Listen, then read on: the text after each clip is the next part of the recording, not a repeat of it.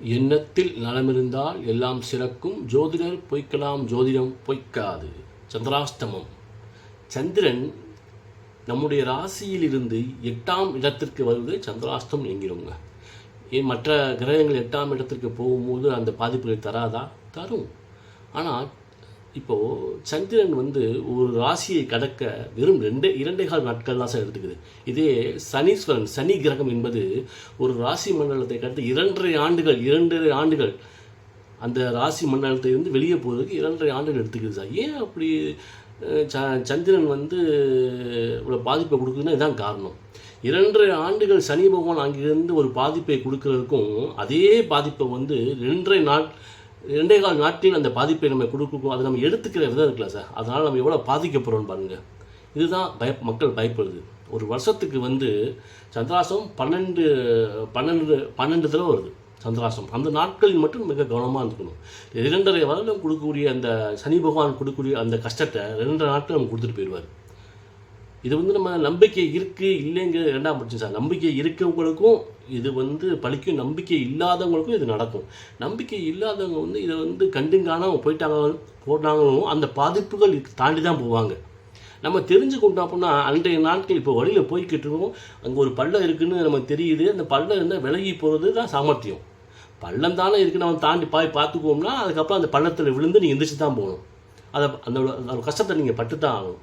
இதுதான் சார் நம்பிக்கை இருக்கவங்களுக்கும் இல்லாதவங்களுக்கும் வித்தியாசம். சந்திராஷ்டம். மனோகாரகன், உடல்காரன் என்று அழைக்கப்படும் சந்திரன் நம்முடைய ராசியிலிருந்து 8ஆம் ராசிக்கு மறைவதே சந்திராஷ்டம் என்கிறோம்.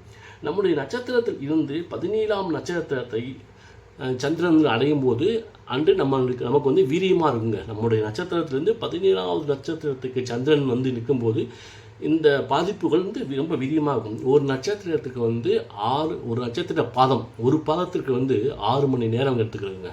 அப்போ ஒரு முழு நட்சத்திரத்துக்கு 24 மணி நேரம் எடுத்துக்கிறது. அப்போ என்ன கணக்கு, உங்கள் நட்சத்திரத்துக்கு 24 மணி நேரம் அந்த பாதிப்புகள் இருக்கும். இருந்தாலும் அந்த பாதிப்புகள் உங்கள் முழு ராசியை கடக்கிற வரைக்கும் அந்த பாதிப்புகள் இருக்கத்தான் செய்யுங்க. அதோடைய பாதிப்புகள் இருக்கத்தான் செய்யும். அந்த முழு ராசியை கடக்கிற வரைக்கும் நம்ம ரொம்ப கவனமாக தான் இருக்கணும். நம் குடும்பத்தில் இந்த பாதிப்புகள் நம் குடும்பங்களில் மற்றும் சிறு குறு பயணங்களில் மற்றும் அவருடைய காரகம் சம்பந்தப்பட்ட அனைத்து விஷயங்களிலும் நமக்கு பாதகமான முடிவை தருகிறார். நம் எண்ணங்களில் தேவையற்ற மனக்குழப்பம், சோம்பல் உணர்வு, மறதி குணங்கள் மற்றும் உறக்கமின்மையால் வரும் உடல் சோர்வு, பிறரை பற்றிய தவறான எண்ணங்கள் யாவும் சந்திராஷ்டம நாட்களில் மேலோங்கி நிற்கிறது. இவை போன்ற பாதிப்புகள் சந்திரன் நம் ராசிக்கு 8ஆம் இடத்தில் இருக்கும்போதே பாதிப்புகளை தருகிறது.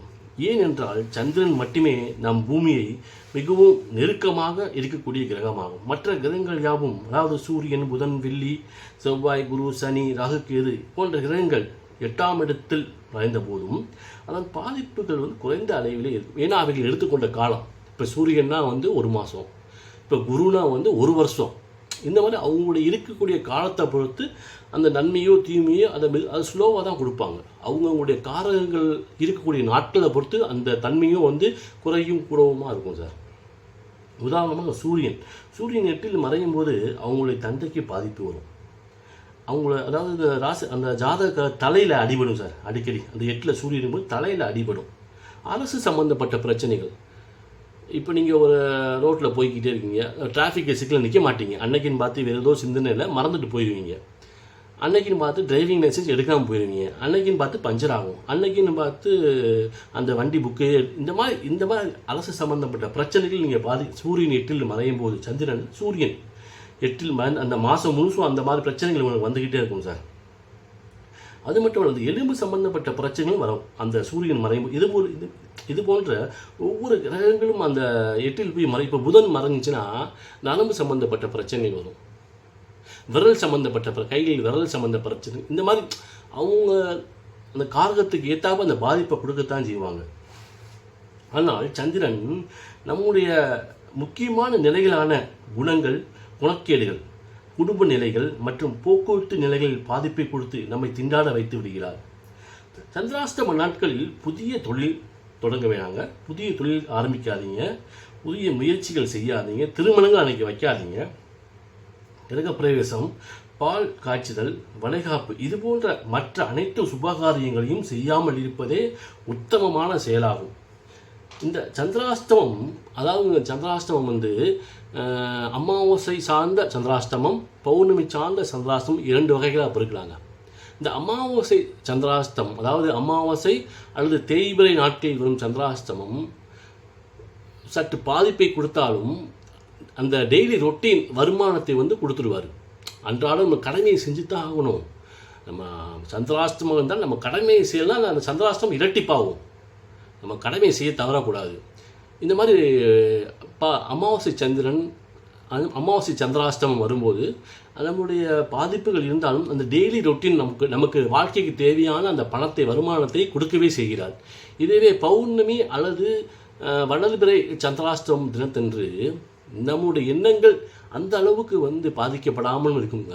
ரெண்டாவது, நமக்கு வரக்கூடிய வருமானம் இரட்டிப்பாகிறது சார், இரட்டிப்பாக நமக்கு கிடைக்கும். அது நல்லா புரிஞ்சுக்கோங்க. உங்களுக்கு வளர்பிறை சந்திராஷ்டமம், பௌர்ணமி சந்திராஷ்டமம் அன்றைக்கி வருதுன்னா நம்முடைய வருமானங்கள் இரட்டிப்பாகவும் அதிர்ஷ்டங்களையும் தந்து விடுகிறது.